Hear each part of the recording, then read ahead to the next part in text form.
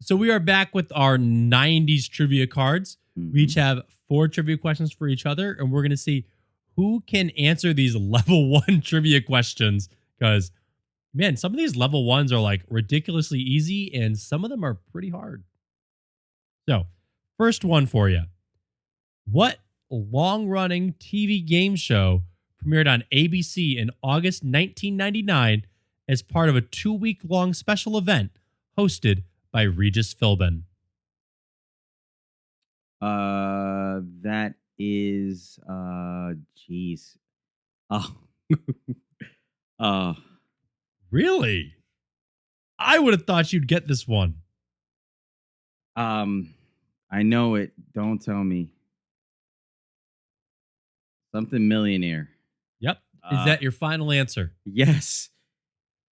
Something Millionaire is close enough. Yeah, I know it. I just don't remember the exact name. The full answer for those of you yelling Yes, cruise at home. I'm sorry, guys. Who wants to be a millionaire? Jesus.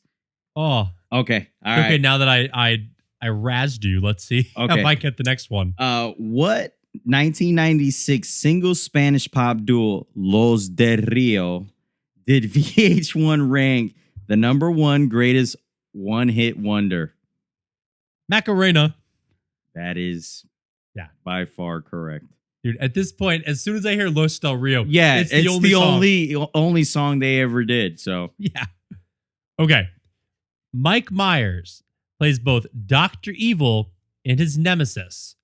What British spy and title character who made his big screen debut in 1997? I don't know. You know this. I do know this. Jesus. Why am I blanking on the names? I know the movie. I know it. The Spy Who Shagged Me? I know the movie, bro. I forget Goldmember? I know. Jesus. Why am I blanking on the name? Don't tell me. Wow. Yes. Oh my. I guys, make fun of me. I can't believe I can't remember the name. I'm blanking on the name. I know the movies.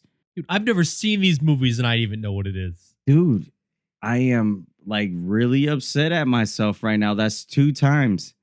Austin Powers. I can't believe it. I can't believe you missed that. I know the movies. All right. Wow. This is going to be easy. Timothy McVeigh and Terry Nichols were convicted for the 1995 bombing of Alfred P. Federal Building in U.S. City. 95. So how old were you? You weren't even born. I was 2. Okay, so 2. Dude, I'm not good with history. Is it Oklahoma City? Yes. It is obviously besides the real big one. That was like the one. But dude, I'm surprised I pulled that out of my memory bank. Okay. Eric McCormick and Deborah Messing play the title characters in what long-running sitcom that debuted in September 21st, 1998 on NBC? I'll read it again for you. Yeah. Eric McCormick and Deborah Messing play the title characters in what long-running sitcom that debuted September 21st, 1998 on NBC? Kings and Queens? No, that was Kevin James and Leah Oh, Remini. no.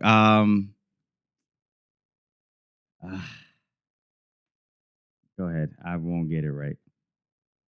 Will and Grace. I didn't watch that show growing up. That was a staple in my household. Really? I never we watched like Night Court and like you probably never heard of Night Court. I've heard of Night Court. Okay, so I like never stuff watched like it, but that. I've heard of it. Star Trek. Will and Grace was like, yeah, it was a weird sitcom. Yeah, it was like your typical. It was your sitcom for moms. Yes, that's what I was gonna say. And growing up with a single mom, that's what you watch. Yeah. Okay. It's probably why I know more than I should about Days of Our Lives, Young and the Restless, As the World Turns. We won't judge you. We won't judge you. I could tell you the storylines from the 90s and 2000s. It was great. Go ask the question.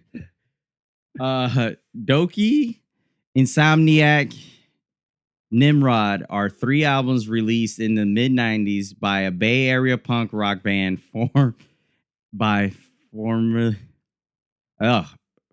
frontrunner Billy Joe Armstrong and bassist Mike.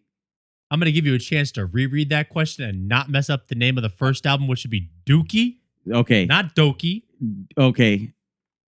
You know it, though. I know it. It's Green Day, dude. All right. It's very easy. Dude, Doki. I'm kidding. You don't have to reread it. Yeah, dude, I love Green Day. I actually, years ago, I got to see Green Day's musical on Broadway. Really? So they did a musical called American Idiot, which it was like the story of a guy living in New York. Mm-hmm. And that album was like the entire like music for the musical. Really?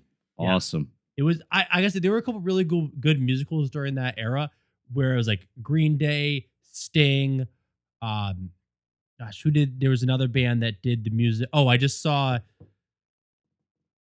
Alanis Morissette. That was it. The Alanis Morissette musical, which Jagged Little Pill, phenomenal. Just the music. The story was okay, but the music was great. So, I forget his name, but the actor, Uncle Joey. Oh, David Coulier. And Alanis Morissette, when she was about 15 or 16, were supposedly a thing. Wasn't it the song "You're So Vain" that was written about? Or was that? Yeah, no.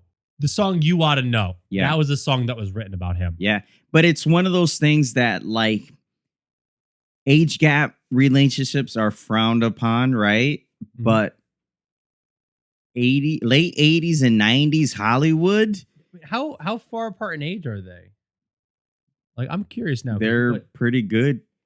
He is 65 years old. Oh yeah, so she was definitely. She's in her 40s, late 40s, isn't she? Survey says 50. Yeah, 15 years. He was a 15-year-old, a 15 or 16-year-old, and he was almost 30.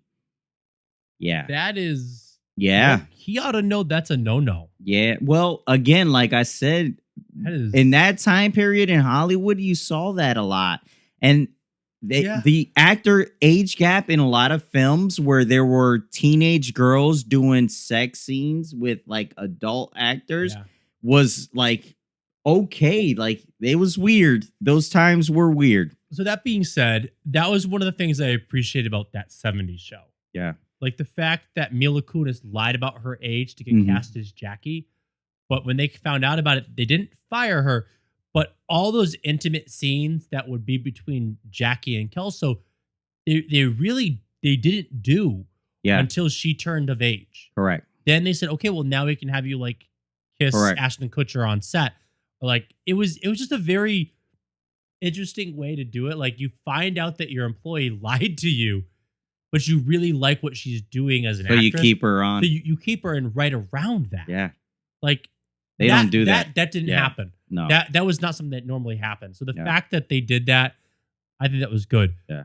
But my last question for you. Who spent his entire 20-year MLB career with the Yankees and was named Rookie of the Year in 1996 when he helped the Yankees beat the Braves for the team's first World Series championship in 18 years? Only one person, the captain himself, Derek Jeter. You got it. All right. Released in 1995 and featuring the voices of Tom Hanks and Tim Allen. What was the first full-length film from Pixar? That would be none other than Small Soldier's predecessor, Toy Story. The greatest Pixar film.